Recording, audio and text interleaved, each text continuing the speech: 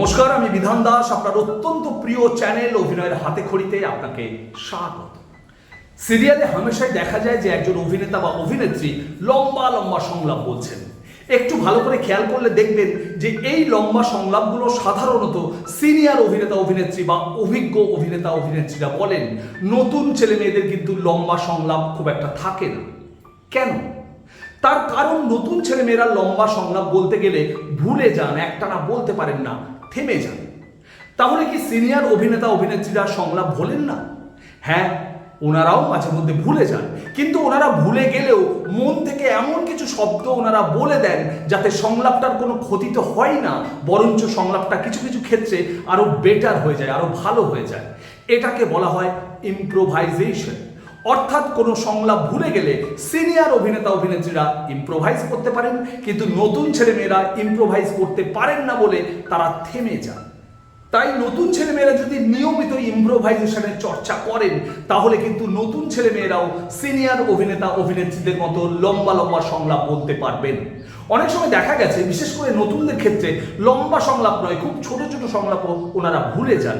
বন্ধু, আপনি যদি নিয়মিত ইম্প্রোভাইজেশনের চর্চা করেন তাহলে এই সংলাপের ভুলে যাওয়া অংশে নতুন কোনো শব্দ বসিয়ে আপনিও সিনিয়র অভিনেতাদের মতো ম্যানেজ করে নিতে পারেন, ফলে আপনার শটটাকে কাটতে হয় না। ইম্প্রোভাইজেশনের চর্চা তো করবো, কিন্তু কিভাবে? ইম্প্রোভাইজেশনের অনেক চর্চা আছে। কোন চর্চাটা আপনাকে এই বিষয়ে পারদর্শী করে তুলবে? বন্ধু, আমি একটা ছোট্ট চর্চার কথা বলবো, যেটা আপনি নিয়মিত চর্চা করলে খুব সহজেই এই বিষয়ে আপনি পারদর্শী হয়ে উঠতে পারবেন। খুব মন দিয়ে শুনবেন। আপনি রাস্তাঘাটে চলাফেরা করেন, আপনার সামনে নানান ঘটনা ঘটে। সেখান থেকে যে কোনো একটা ঘটনাকে আপনি বেছে নিন, তারপর সেই ঘটনাটা নিয়ে একটুখানি ভাবুন। এবার ওই ঘটনায় আপনি কাল্পনিক সংলাপ বা কথোপকথন বসান, তারপর সেটা মনে মনে অভিনয় করুন। বন্ধু, ক্রমশ আপনি ওই ঘটনায় সংলাপ বসান আর মনে মনে অভিনয় করুন। দেখবেন আপনার মনে প্রচুর নতুন নতুন শব্দ এবং নতুন নতুন সংলাপ অটোমেটিক তৈরি হচ্ছে।